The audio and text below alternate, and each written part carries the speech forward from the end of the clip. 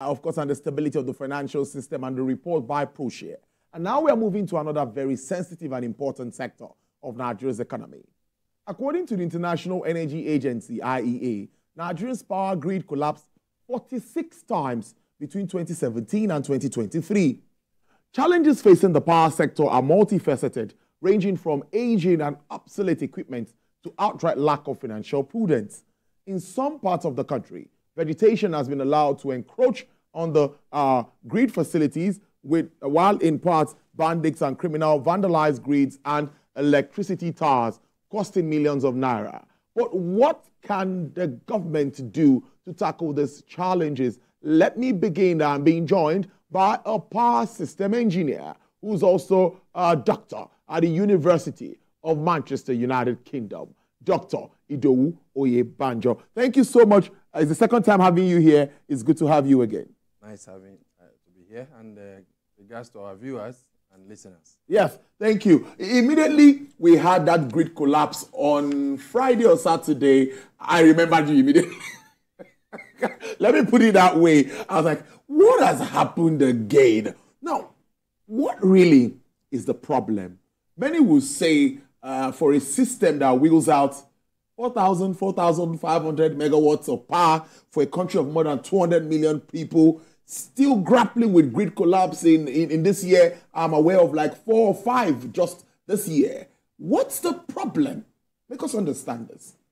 Okay, thank you very much for that. The main problem, as you can see on the first slide, if we get to the first one, is the Nigerian power grid has a mismatch.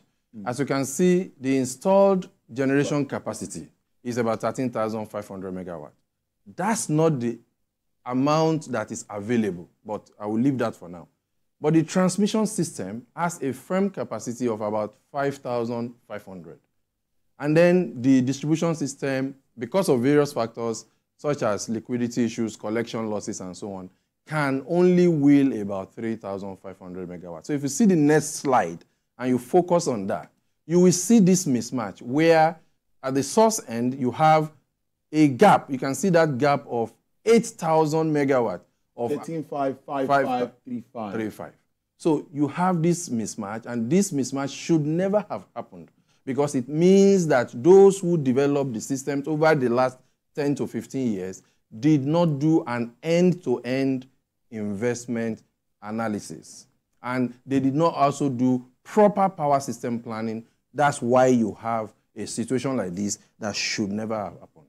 Now, for a country of over 200 million people, having roughly 3,500, 4,000 to share is a misnomer.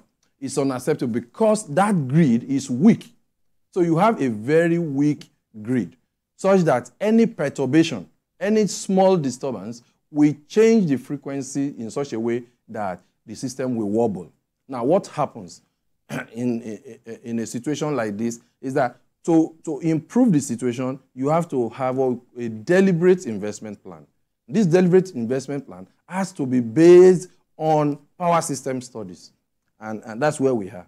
So what I've shown there is where we are now, a situation where there's huge gap between what we are generating and what we are able to get to the consumers. Before we continue with deliberate investment, because when you say deliberate investment, we all know the amounts that has been invested in Nigeria's power sector. We know how much the CBN has also used to support this same investment in the power sector. But I would ask you, the Electricity Act that everyone is talking about in recent times, does it have any role to play here? Absolutely. This is one of the best things that has happened to Nigeria in the last 60 years. The Renewed Hope agenda was clear about the intention to decentralize and the electricity system in Nigeria. This is the most correct decision, and we are really, really happy that this decision was taken. The president signed this amendment, the act, in June 2023. With that, the system has been decentralized. The governors of each state are supposed to be responsible for the electricity supply to their citizens. But more than that, we can now bring in renewable systems into play in various parts of the country. In addition to that, the act which was signed brought up a requirement to unbundle the Transmission Company of Nigeria. Yeah. And by this unbundling, you will have a national independent system operator. So the Nigerian independent system operator will be out of Transmission Company of Nigeria. That way, once you have people in the NISO, the system operator, enforce the grid code, and they are empowered, and the staff strength is beefed up, trained, and capacity building is taken as the forefront, and they give them the equipment like their supervisory control and data acquisition system, SCADA, and also a centralized data management system. They will be able to sanction any erring participant of the market, and this will slowly improve things in Nigeria. So the Electricity Act is wonderful, long awaited, and now we're happy it's here. Brilliant stuff. Let me take you back to the end-to-end investment. We brought in the private sector guys because we thought they were going to do this investment. Of course, government has a role to play. How much of investment have they put into this sector since privatization that we still have this end-to-end investment lapses that we're still having this grid collapse time after time? I don't have official figures for the investments. Yeah, of course.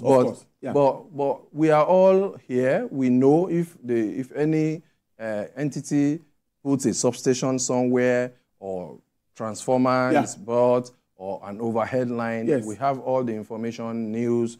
But what we have is the gap that I have shown you. So there is a massive gap in investment that is required. And there's no other way to do it other than this investment.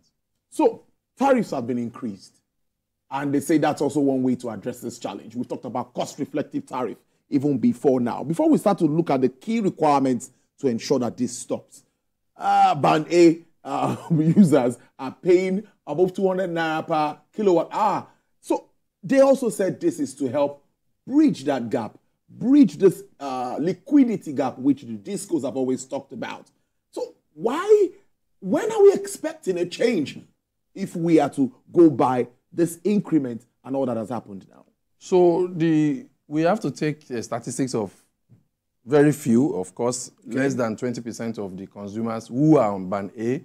You take a sample of what they are saying, they are enjoying increased number of hours of power supply. Yes. Some of them, like the ones I talked to yesterday, said, well, I had to switch off now. I learned to switch off many things. Yes, I do too. I'm on Band A, and I do. Yeah. So energy efficiency kicks in. So you have merit of the idea. For example, you also have the fact that if you can raise enough finance from that methodology and then lower the subsidy regime in Nigeria, it will allow money to be put to use in other places.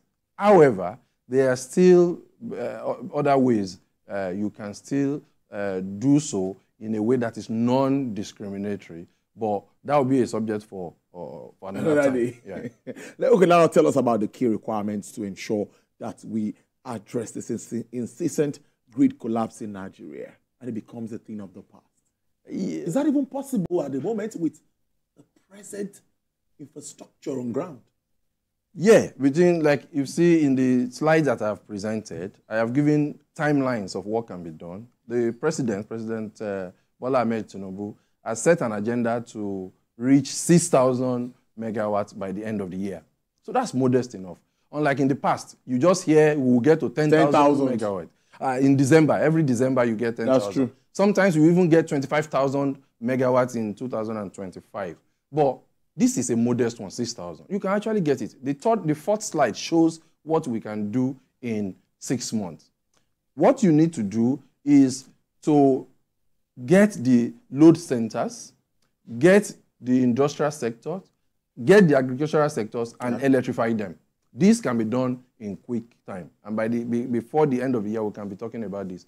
Also, you will change protection. You will input adequate protection. Then you will also coordinate the investment. There are certain equipment that are vandalized or that are not working, that if put right within the next 2 months, you will see increase in quantum of power supply in Nigeria. the Electricity Act is a major requirement for success.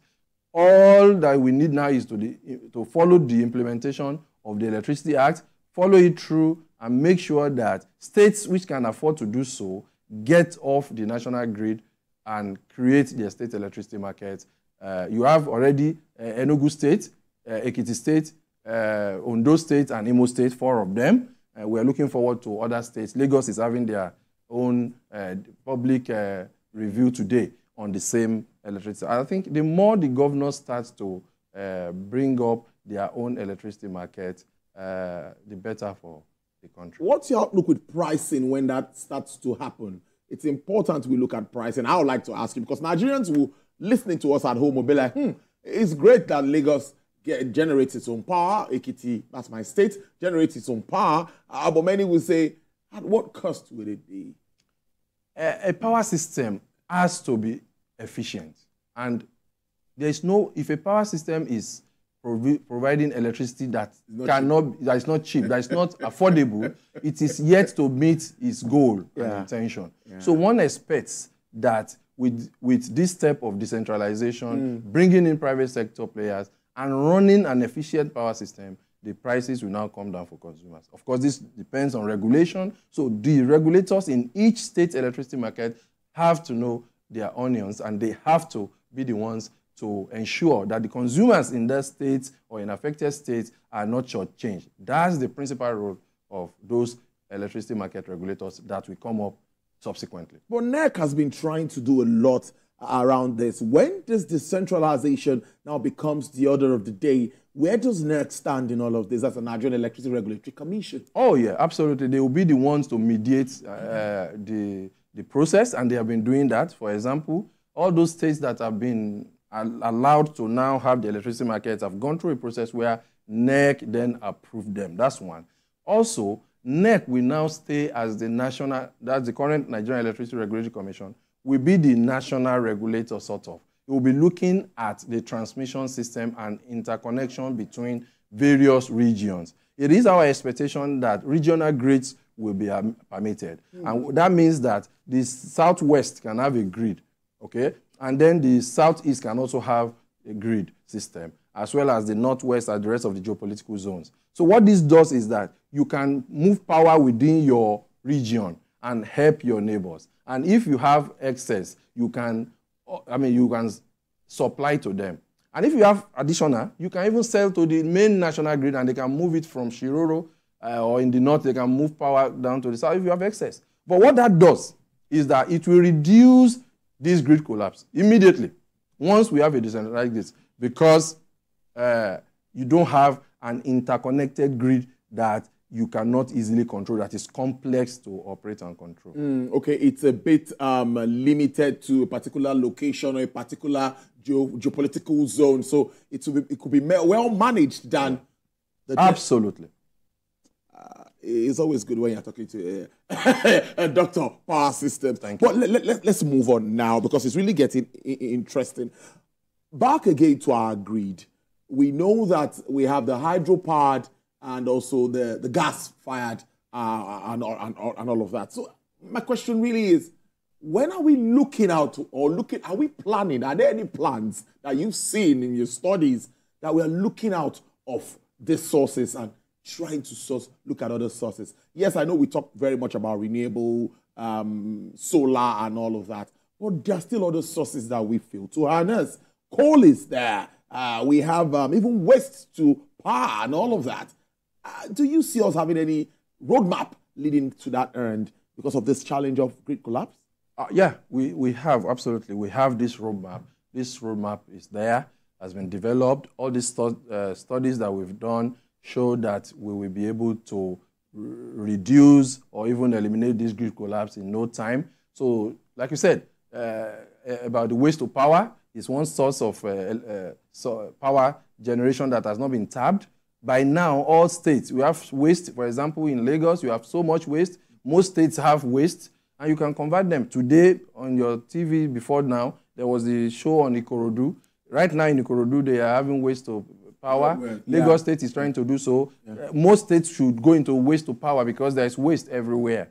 There is also the use of solar systems. There is also the use of battery technology, which, nowadays is very easy to use it to stop grid collapse. So, like you said, if something is very complex, the first thing you should be thinking of is to break them into parts and then manageably deal with them. And now when you want to manageably deal with them, make sure that you do them properly so that you don't go back into systems that will be wobbling again. And I think with all this coal and everything, for example, the Southeast, they are going to use their coal. Yeah. So and then in the North, we have a lot of hydro. We have gas in Niger Delta. So this country will start to get electrified.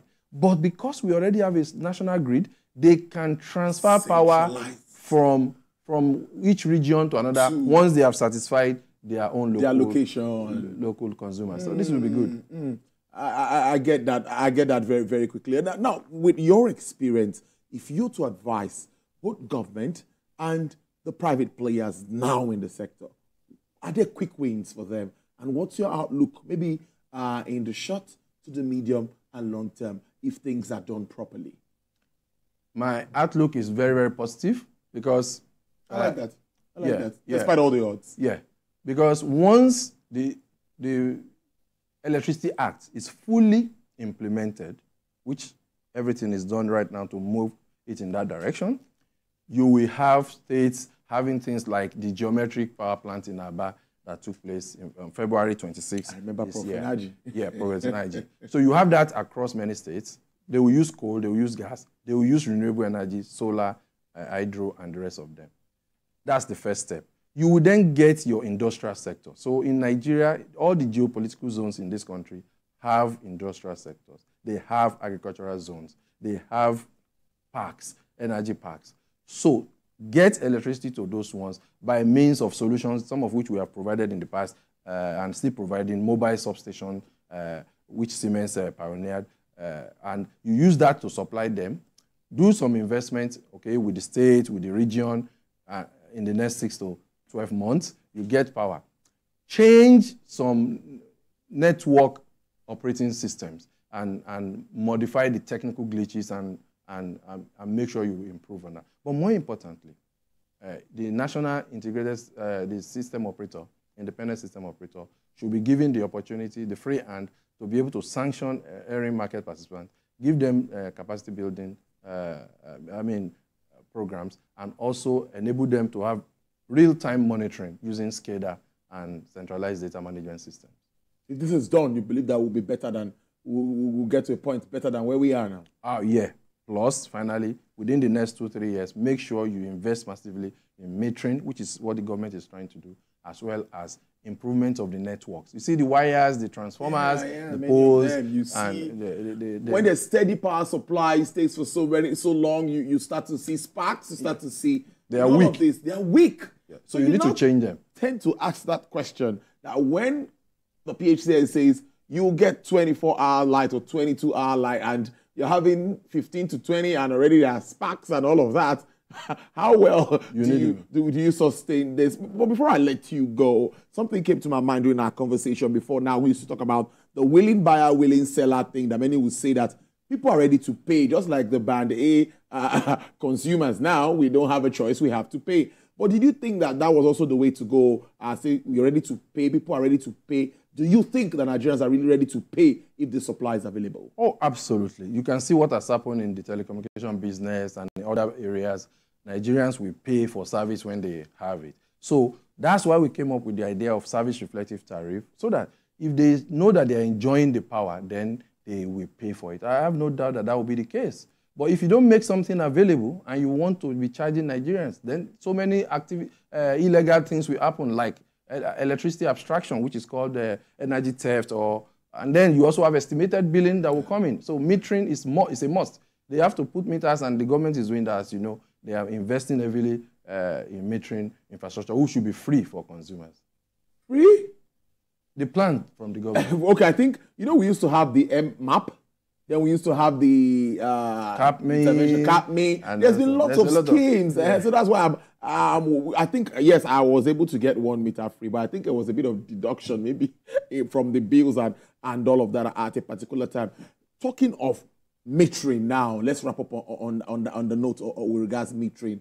What sort of investments do you think government can fund this alone, or you think there's going to be need for support? Because metering a number of millions of Nigerians, I can't remember the present figure, but at the point I knew it was more than 6-7 million. Yeah. So metering them, what sort of scheme do you think government can really do? What sort of support can help government, even if you're achieving 70-80%?